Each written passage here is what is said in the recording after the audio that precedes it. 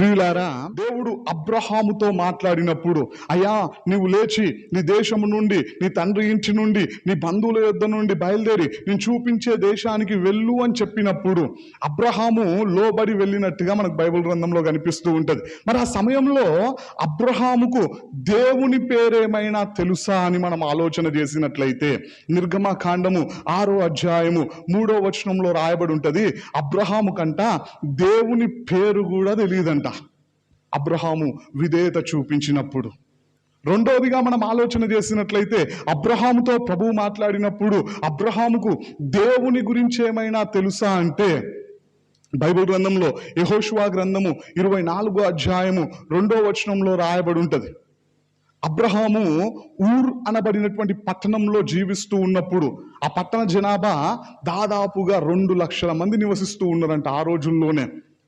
ఆ ప్రజలతో కలిసి బ్రతుకుతూ ఉన్నప్పుడు ఊర్ అనబడినటువంటి పట్టణంలో ఇతర దేవుళ్ళను దేవతలను ఆరాధించినట్లుగా మనకు బైబిల్ గ్రంథంలో కనిపిస్తూ ఉంటది. అంతేగాని నిజదేవుని గురించినటువంటి విషయాలు ఏవి కూడా అబ్రహాముకు తెలియదు. అబ్రహాంతో ప్రభువు మాట్లాడినప్పుడు అబ్రహాము లోబడి బయలుదేరి వెళ్ళినప్పుడు. మూడోదిగా మనం ఆలోచన చేసినట్లయితే అబ్రహాముతో ప్రభువు మాట్లాడినప్పుడు అబ్రహాముకు దేవుడేవైనా ఆధారాలు ఇచ్చినడా అని మనం ఆలోచన చేసినట్లయితే రోమీయులకు రాసినటువంటి పత్రిక 4వ అధ్యాయం 18వ వచనంలో రాయబడి ఉంటది, నిరీక్షణకు ఆధారము లేనప్పుడంట అబ్రహాము నిరీక్షణ కలిగి నమ్మినడంట.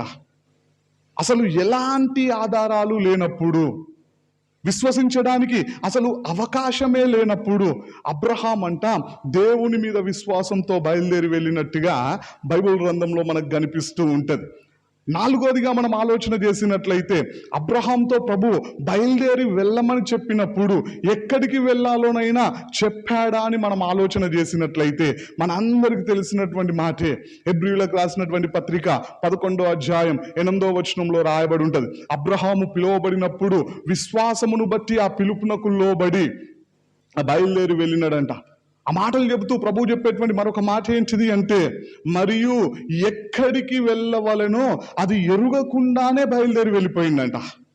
వెళ్ళమని చెప్పాడు కానీ ఎక్కడికి వెళ్ళాలో తెలియకపోయినా అబ్రహాము దేవునికి లోబడినట్టుగా బైబిల్ గ్రంథంలో మనకు కనిపిస్తూ ఉన్నది. ఐదోదిగా మనం ఆలోచన చేసినట్లయితే అబ్రహాముతో ప్రభువు మాట్లాడినప్పుడు అబ్రహాముకు కనీసం ఏమైనా దేవుని మాటలైనా తెలుసా అంటే, వాక్యం ఏమైనా తెలుసా అంటే అబ్రహాము కాలంలో వాక్యమే లేదు. ఎందుకంటే మొదటి 5 పుస్తకాలను రాసింది ఎవరు అంటే ఆ మోషే ప్రవక్త. మనందరికి తెలిసినటువంటి విషయమే. చూడండి, ఆ పుస్తకాలను థోరా అని పిలుస్తూ ఉంటారు. ఆది కాండం నుండి ద్వితీయోపదేశ కాండం వరకు 5 పుస్తకాలను రాసింది మోషే ప్రవక్త. అంటే అబ్రహాము కాలంలో వాక్యమే లేదు. అంటే దేవుని మాటలు కూడా అబ్రహాముకు తెలియదు. దేవుడు మాట్లాడినటువంటి మాటల మీద ఆధారపడి దేవుణ్ణి విశ్వసించి ఆయన దేవునికి లోబడి వెళ్ళినట్టుగా బైబిల్ గ్రంథంలో మనకు కనిపిస్తూ ఉంటది.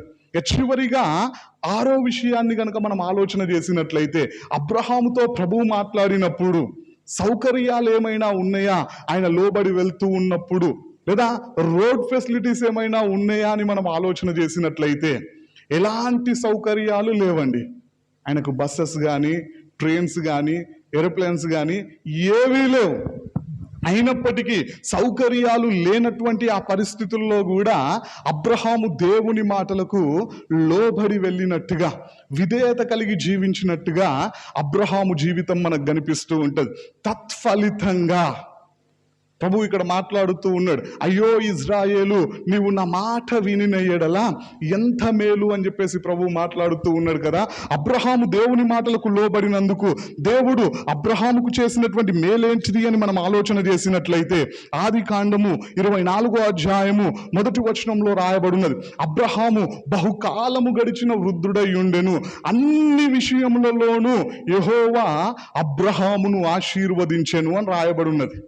అన్ని విషయాల్లో దేవుడు ఎన్ని విషయాల్లో ఆశీర్వదించాలో అన్ని విషయాల్లో అబ్రహామును దేవుడు ఆశీర్వదించినడు అని చెప్పేసి వాక్యం ద్వారా ప్రభు మాట్లాడుతూ ఉన్నాడు. చూడండి, అన్ని రకాలుగా దీవించబడడానికి, అన్ని రకాలుగా దేవుని సహాయాన్ని పొందుకోవడానికి, దేవుడు అతన్ని వెన్నంటే ఉండి కాపాడడానికి కారణం ఏంటిది అని మనం ఆలోచన చేసినట్లయితే అబ్రహాము దేవునికి లోబడి వెళ్ళినాడు.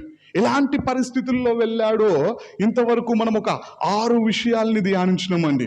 దేవుని పేరు తెలియకపోయినా, దేవుని గురించినటువంటి విషయాలు ఏవి తెలియకపోయినా, వాక్యము తెలియకపోయినా, ఎలాంటి ఆధారాలు లేకపోయినా, ఎక్కడికి వెళ్ళాలో తెలియకపోయినా, సౌకర్యాలు ఏమీ కూడా లేకపోయినా అబ్రహాము భక్తుడు ప్రభువుకు లోబడినట్టుగా బైబిల్ గ్రంథంలో మనకు కనిపిస్తూ ఉన్నది. తత్ఫలితంగా అన్ని విషయాల్లో దేవుడు అబ్రహామును ఆశీర్వదించినట్లుగా వాక్యంలో మనకు కనిపిస్తూ ఉన్నది.